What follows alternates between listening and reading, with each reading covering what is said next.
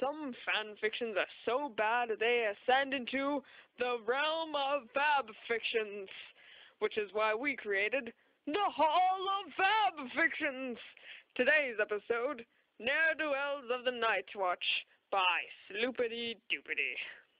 Chapter 4 Princesses and Powers. Vincent took a bite of the apple in front of him, even though most of the apple was stabbed up. Just wait, horse people. I'll add your names to my list when I actually have paper and blood to write with, he thought, licking the knife and gaining the most "what the f*** are you doing" looks from literally everyone around him. Twilight was sitting alone at the once ponies table. Every pony else went to talk to the guards. She was writing a letter to the princess to tell her not to come and that they had everything mostly under control. When she was about done finished the letter, a busy of wind beeped down with enough force to push her head and disrupt her magic, dragging the quill across the paper and ripping it. Looking up, she saw the princess's 2 chariots. I'm out of breath and fat. Uh-oh, Scott said as him and the other gods got up as well as the ponies. A bright white burst of magic fired out from the chariot, slamming into Vincent and knocking the air out of him and his ability to stand. All of the gods took this as an offensive action and flipped the table for cover and grabbed whatever they could. Most of their weapons consisted of apples and handfuls of small rocks. Jeremy was the only on who didn't immediately jump into cover and ran over to drag Vincent to cover. "Come out, cowards!" a loud voice echoed throughout the farm, shaking the trees and forcing all the guards to hold the table up. But in the end it was useless, as the whole table was enveloped in a dark blue aura and was immediately ripped to shreds, revealing all the guards. "Oh, Scott said before dusting himself off. Before them stood 2 big super wizard horses that were definitely bigger than the rest. There was a black-white one, with a mane that breathed like a shampoo commercial, and the mark of a sun on her butt. The same went for the dark one mostly. Same slow-motion shampoo hair and a mark of a crescent moon instead of a sun, and was a bit shorter. I'm a boss-ass bitch. They were both in sets of armor that matched their coast color, and were surrounded by at least 10 smaller white ponies, covered in armor of the same goldish color. Looking around, they spotted the 6 ponies they promptly fought, peeking through the barn door at them. Twilight pushed past her friends and squeezed out the door, and her friends followed her. They ran to stop Celestia and Luna from mashie spike-plating the gentleman. "Princess, stop!" Twilight yelled. She sounds so manly. And got her to drop the spell, but nope. Luna still kept her held strong. Okay. Celestia looked over to Twilight and her friends, immediately noticing the small amount of bandages and bruises on each side of the 6 ponies. Her eyes went into a blinding white, and she grabbed all the gods with the magic and squeezed them together. Bro, just go, bro. Right now, hurry up. Hold on, do it. Best friend hug! Yeah. Oh my god. Mike had his cheek pressed right next to Jeremy's. "Hey, Jeremy." "Hey, Mike." Awkward silence. "Are we about to die?" Ship intensifies. We're not shipping that yet. "Are we about to die?" "Yes, my son." At that, the clump of gauze was tossing the flimsy barn wall and smashing into the barn. Fortunately for them, they landed on a pile of hay. Relatively okay. Scott fell around his picked until he felt the hard object on his hip. Unbuckling his holster and pulling out the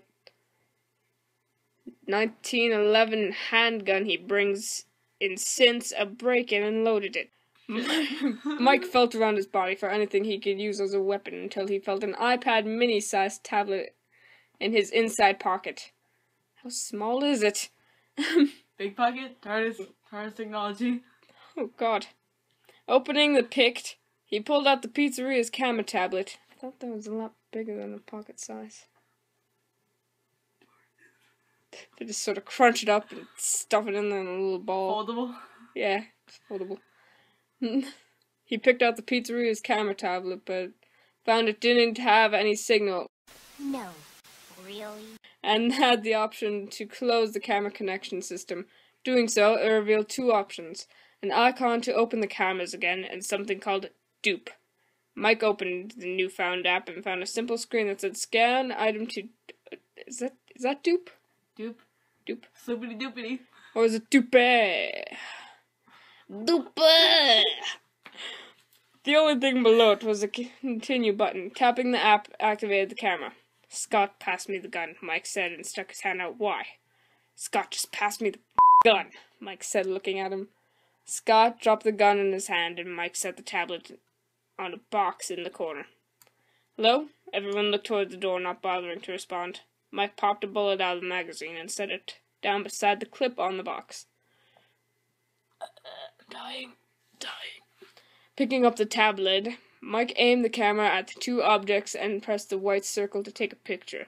The camera clicked and a new screen popped up and read, Aim camera at empty ground to dupe scanned objects. Doing so, Mike aimed the camera at an empty circle of dirt, pressing the camera circle again. It seemed like a flash, and he just went off and blinded all the guards. When they could see again, a clip of ammo next to a single bullet sat in the empty spot.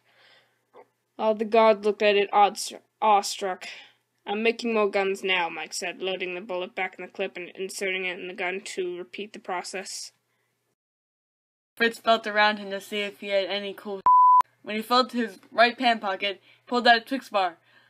Pulling it out, he immediately felt the spot be filled again. Reaching in again, he pulled out a Kit Kat. Holy he said as he continued pulling out random candies out of his pocket. Unlimited candy! He screamed like a madman. Vincent felt around until he felt a small spray can. Pulling it out of the locked out on his shirt, the can was labeled Disintegrator. This was probably a thing I never should have given him. Who gave it to him? Sloopity doopity. Sloopity doop. Well, thanks, Sloopity doopity. I'm so glad you gave a killer a disintegrator. Great good idea. job. Great idea. Great idea. Vincent sprayed it on the ground and watched the dirt converted into molten lava and then into air. That's science! Cool, he said, placing it back in his pocket. Jeremy felt around himself and hoped for something awesome until he dealt a rolled-up comic book. Oh my god, he said as he pulled it up. It was a thin, plain, white book that had the texture of a regular comic book. Jeremy flipped it and read the instruction labeled in the small size that could still be read. Think of an anime. Oh my god, really? Jeremy thought of the most popular anime, Attack on Titan, and the whole book filled itself with pages, each a page from the manga. Manga. Yeah, right. Oh my god. Jeremy shed a single tear. Fuck this shit, I'm out. Scott felt around himself until he pulled out a bottle of water. Little boy, Scott, you got a bottle of water as an amazing item, he said to himself.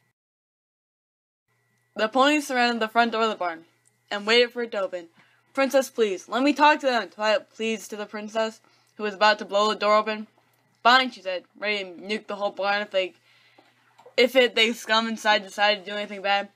Twilight walked up to the door. Hello, she asked through it. Receiving no reply, she waited a few minutes and listened in on what was going on inside. After a few minutes, she decided to speak again. Hello, she asked again. Listening in carefully, she had a few clicks and whispers. Purple horse? She had the guy with the big red thing on his head say. He seemed the most level-headed of the group. Scott, can I come in? She learned his name when she was listening to them. He said something about a water bottle. Only you, all of them asked at once. Yes, guys, just me, she said sternly, and looked back to Celestia as if predict her to stay put. No bullshit, Mike said, as he opened the door and allowed Twilight in, closing the door behind her. Are you okay? Twilight asked, after seeing the smashed riddle over the floor and a hole in the wall. Yeah, we're good. Why is the big horse princess trying to kill us? Prince said. She's probably just mad that me and my friends got hit a bunch. She's really protective over her citizens, and they would gladly trust their lives in her hooves, she said, beaming with patriotism. Okay, Uncle Sam, but why do you say their hooves? Scott asked, hoping now with... Why are you kidding me?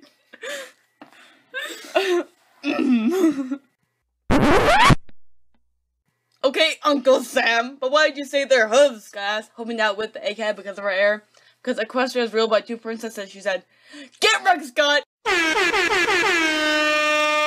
Okay then, what? The whole barn door exploded in a blinding white blast, and a shield formed around Twilight, protecting her from the blast. The guards aimed their guns at the blinding white cloud of smoke, shielding a view of the outside. Jeremy shook in horror. Mike spat out some blood and yanked shrapnel out of his arm.